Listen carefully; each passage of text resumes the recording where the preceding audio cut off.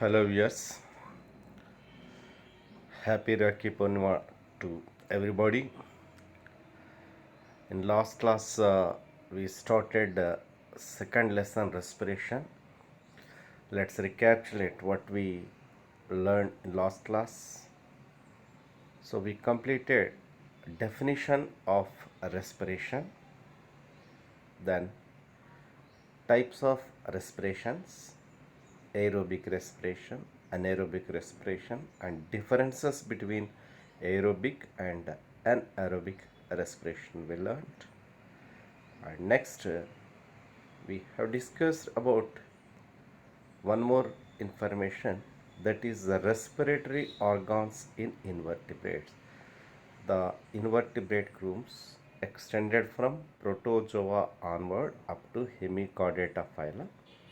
So, in that phyla, each and every phyla, the respiration mediated by what organs? All these things we learned. And after that, the respiratory organs in chordates also we learned.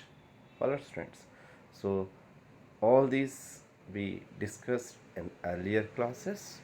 Today, we are going to discuss about human respiratory system. In the human being comes under class Mammalia, advanced class in the animal kingdom, and the human respiratory system includes various parts. The human respiratory system commented as calorie burner and energy provider. Why? Because the respiration ultimately results what liberates energy. So one glucose molecule able to produce 38 ATP. Hence the human respiratory system commented as calorie burner and energy provider. Follow students. So to perform this respiration phenomena, both external respiration, internal respiration, various kinds of organs are associated with human respiratory system. Let us conclude what are the parts that associated with the human respiratory system.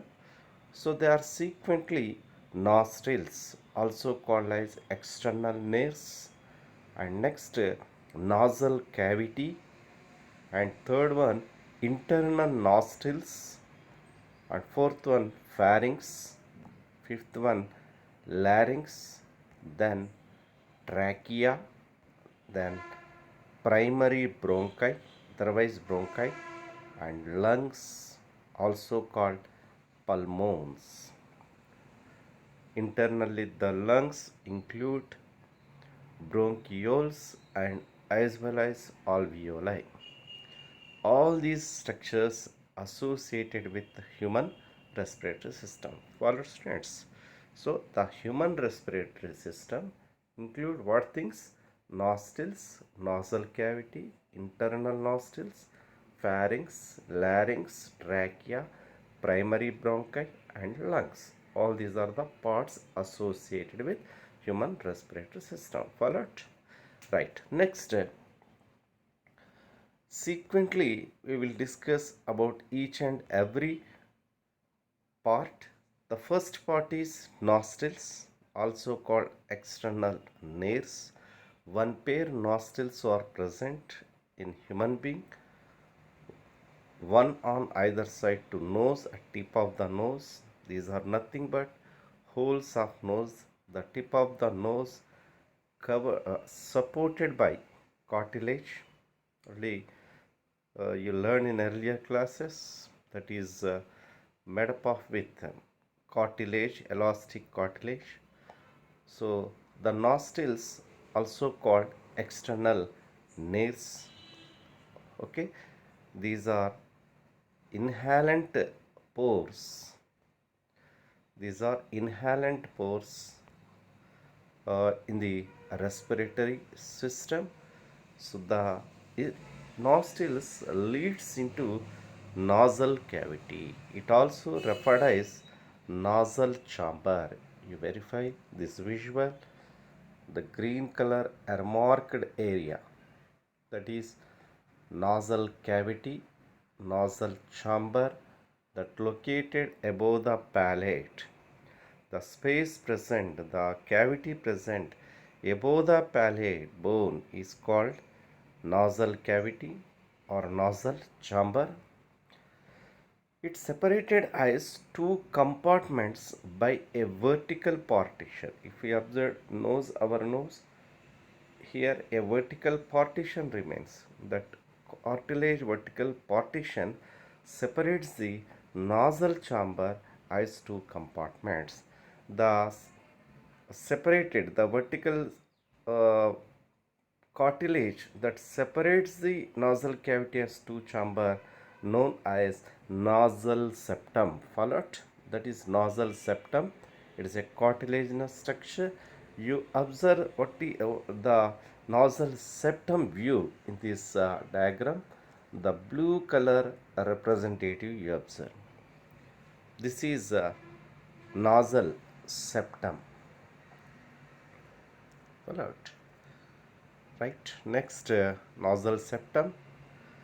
The nasal septum, it is a median vertical cartilaginous structure, vertical partition, and divides the nasal cavity as two compartments. Followed, made up of with elastic cartilage, and the nasal cavity differentiated as three regions. You remember, the nasal chamber again divided as three portions, three regions. Namely, they are vestibular part, and next respiratory part and olfactory part. So the nasal cavity differentiated as three regions. They are vestibular part and next respiratory part and olfactory part. Let's discuss about vestibular part. So what is vestibular part? You have idea about vestibular part. You observe, this is a visual of vestibular part. Verify the green color earmarked region considered as vestibular part of nasal chamber. It is covered by hair. Follow. So it is covered by hair and as well as it contains sebaceous glands. So these sebaceous glands secretes a sticky substance like sebum like substance. So the hair and that substance prevents the entry of dust particle in our respiratory tract. So that avoids the entry of dust particles into the respiratory system. That is the function of hair and sebaceous glands. Followed, students. So ask in entrance examination. Remember, so the vestibular part contain hair and as well as sebaceous gland. Hair and secretions of sebaceous glands prevents the entry of dust particles into our respiratory system. Right. Next, the subsequent part is respiratory part. You observe the respiratory part, the brown color earmarked region in nasal cavity you observe. So this is respiratory part. Followed? Oh. If we observe respiratory part, the respiratory part supported with the respiratory part. You remember the respiratory part also termed as natural air conditioner. It also commented as natural air conditioner. Why? Because it acts as a conditioner. It conditions the temperature of our inhaled air. So suppose our inhaled air temperature is very low, very cool, it converts the temperature of air is equal to that of our body temperature. So that's why it commented as natural air conditioner. It conditions the temperature of inhaled air automatically. So that's why it termed as natural air conditioner. Followed. So remember the respiratory part of our nasal chamber considered as natural air conditioner. And next, it's supported by three twisted bony plates. Three twisted bony plates provide support to the respiratory part of nasal chamber. Follow? These bones are called concave, turbinate, otherwise turbinates, concave. Remember, so three twisted bony plates supports the respiratory part of nasal chamber. They termed as turbinals, otherwise concave or turbinate. So you observe the turbinate bones, three turbinate. You observe this visual clearly. Three turbinate bones are there. The first turbinate is superior concave. Superior means above. So it located above the olfactory, upper part of the olfactory part. That's why it is called, it is named as superior concave. Superior means upper region. Follow? So superior concave. You observe this visual. This is superior concave. Location you observe. Upper region. It located upper region. Superior concave. Right. Next, the second terminal. The second terminal is middle concave, middle turbinate. So below the superior concave, that is second one is the middle concave, and inferior concave, inferior turbinate, lower one. So you observe visual, three turbinate bones are there, superior, middle, and as well as inferior. So in that way, the respiratory part of nasal chamber supported by three turbinate bones. The last part of the distal part of nasal cavity is olfactory part. Olfactory part, you observe this visual. The blue colored earmarked region considered as olfactory part of nasal chamber. The olfactory part completely lined by olfactory epithelium. It is a sensory epithelium. At the base, it occupied with, innervated with nerve endings. Followed? Right. Olfactory nerve is there. That olfactory nerve innervated in this olfactory epithelium, and the olfactory epithelial cells of this part perceives the sense of smell. They perceive the stimuli of sense of smell. So that is sensory in function. The olfactory part mediates sensory function, so it perceives sense of smell. Followed? Right. Next, the nasal chamber. Behind the nasal chamber, in our human respiratory system, internal nostrils are present. So one pair internal nostrils are present in human respiratory system. So you verify this visual clearly. Behind the nasal chamber, clear one opening is there, that is internal nair, otherwise internal nostril, one on either side, one pair present, one on either side. Followed? Right. This nasal cavity leads into pharynx through internal nostrils. So the internal nostrils are openings. So our nasal chamber communicated to environment, exposure to environment by nostrils, and it communicated with pharynx by mean of internal nostrils. So internal nostrils communicate the nasal cavity with pharynx.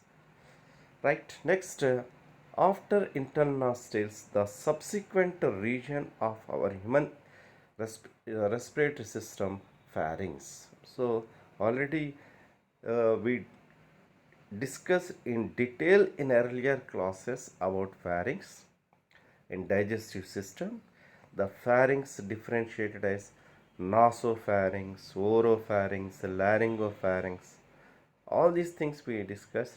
Again, we are going to uh, learn about this pharynx. You observe, you identify the pharynx region in this visual. So this is pharyngeal region differentiated as naso, oro and laryngopharynx followed.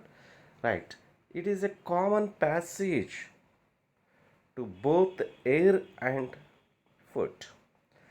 Both the foot and as well as air passes across the pharynx followed. So it is a common passage.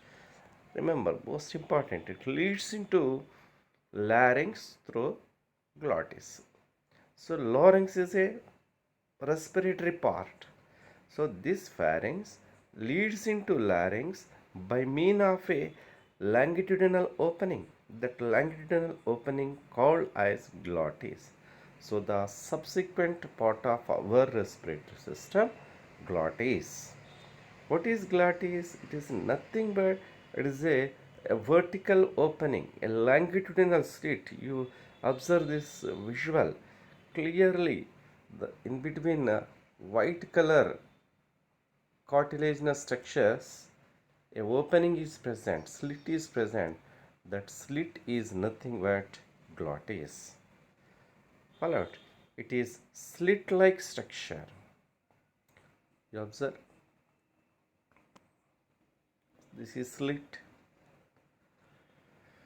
Followed, so it is a slit-like structure, aperture, opening, and covered by cartilaginous leaf-like flap that is called epiglottis. It is completely covered by a lid-like structure, a leaf-like structure which made up of with a cartilage that is called epiglottis. So the epiglottis formed by hyaline cartilage. In detail we will discuss later. So next part of our respiratory system, larynx, also called voice box, also called Adam's apple. You observe, this is our laryngeal part. You observe, this prominence you observe at neck region. This is called larynx or voice box, and Adam's apple. So in this visual you have to trace out. So it is a cartilaginous box. You observe this one. Lateral view observe. This is the larynx, cartilaginous box, contain vocal cords and generates sound. Hence, it is commented as called as voice box. Followed, right? The larynx formed by 9 cartilage structures. 9 cartilage structure going to assemble and form voice box. The voice box is a box-like structure in which 9 cartilage structures assemble together and ultimately forms this voice box.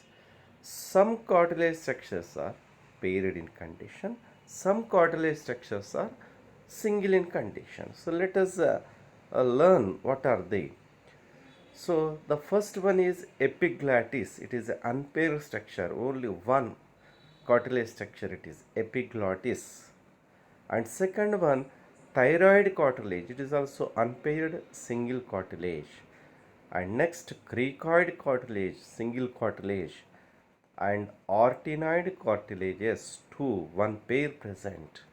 And next, corniculate cartilages, two, one pair. And cuneiform cartilages too. So 3 variants of cartilages are paired condition, and 3 into 2, 6 cartilages are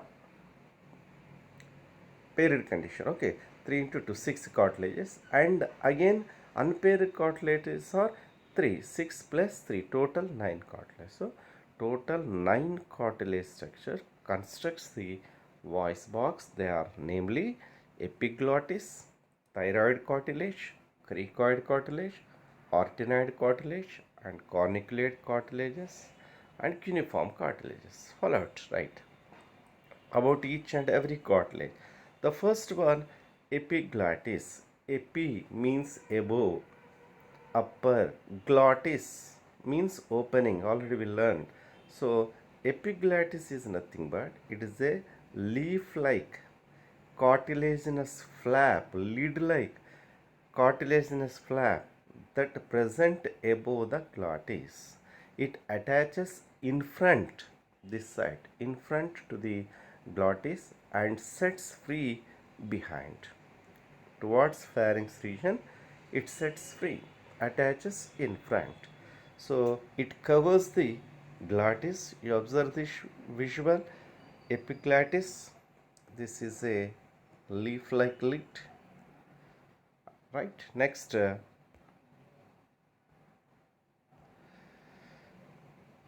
it made up of with the elastic cartilage. And what is the function of epiglottis? Epiglottis is a covering. So the epiglottis closes glottis during swallowing.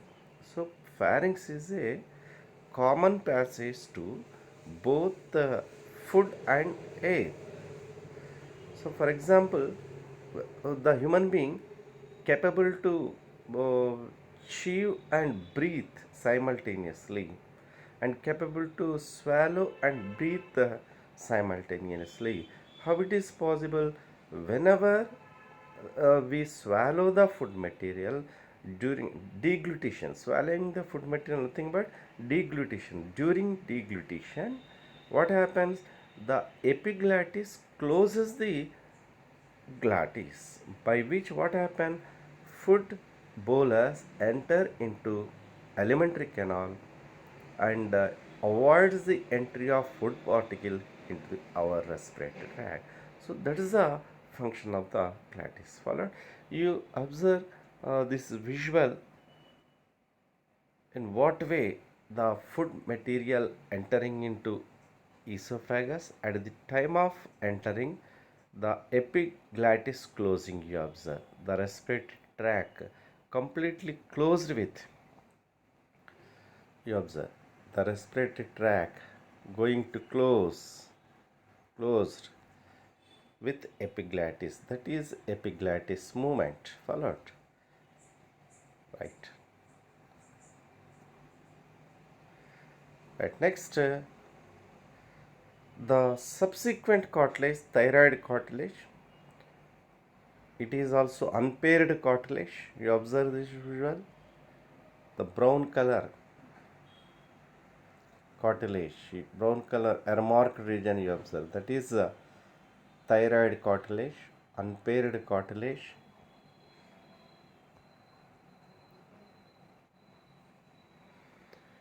It is the largest cartilage of our larynx. And next, it contained V-shaped notch at upper region, you observe, that is called thyroid notch, and it also forms a enlargement, a prominence at ventral side, that is termed as Adam's apple. Followed.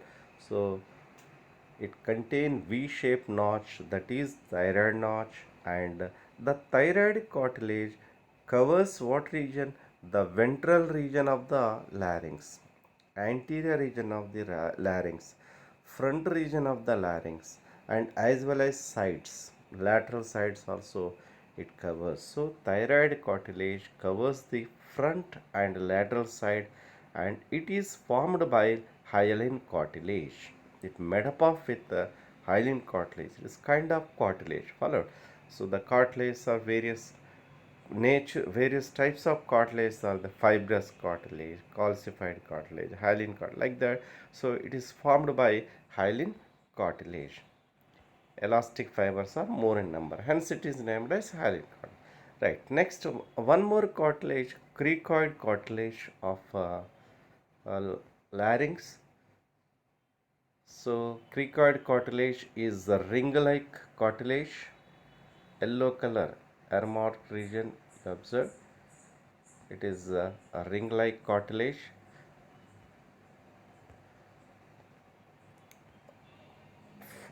formed by the cricoid cartilage covers the front side, lateral side, and dorsal side also. It is a ring-like cartilage.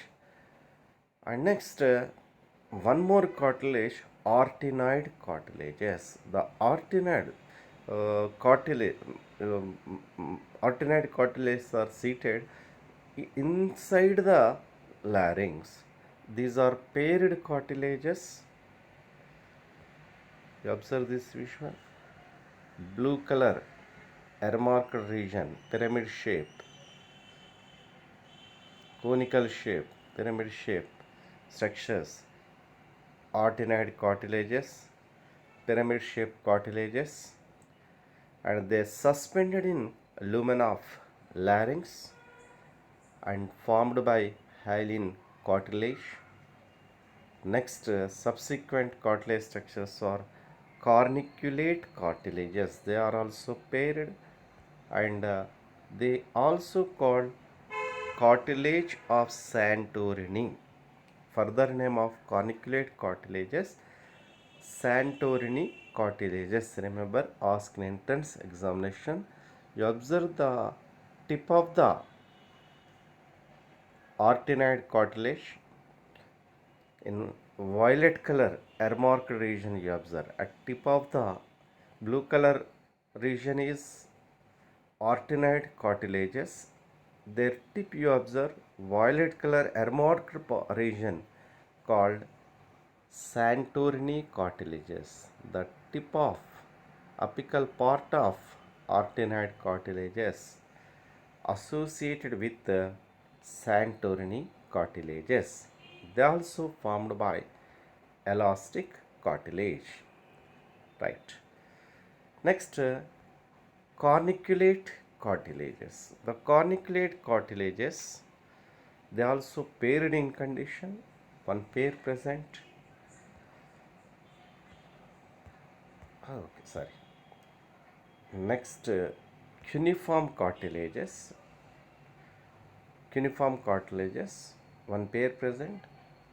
They are small rod-like cartilages. Connects epiglottis with arytenoid cartilages. Alright. So with this we completed the cartilages that associated with larynx. About 9 cartilages we discussed. Right. Next, one more structure that associated with the larynx, vocal cords. Inside the larynx we also found vocal cords. Why? These vocal cords are generates this sound, they produce this sound, hence it named as what? Voice box. Followed. So about vocal cords let us discuss. Two pairs of vocal cords present in larynx. They are false vocal cords, true vocal cords.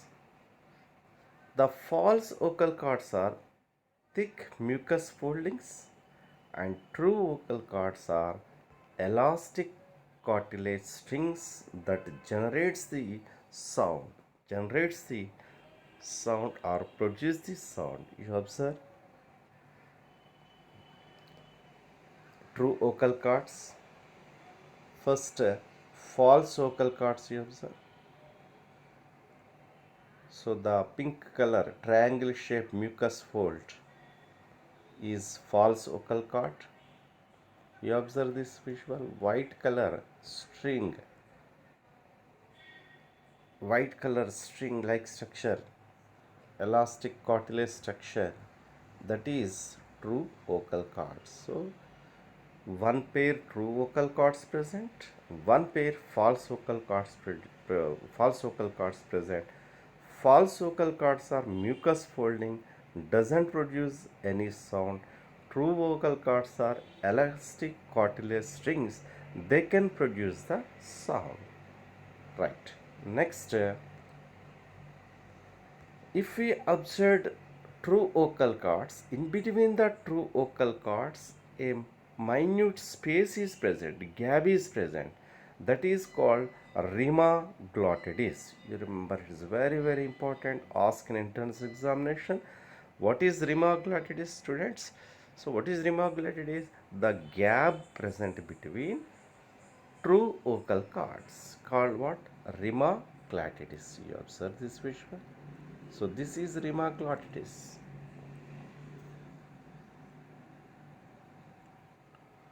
Right.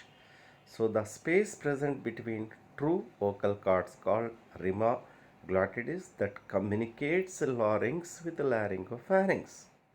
It communicates the laryngeal region with the laryngopharynx.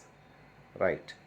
Next, the vocal cords produce voice on vibration. Already we discussed when air exhaled during at the time of exhaled air, when air moves along the true vocal cords on vibration, it produces what sound?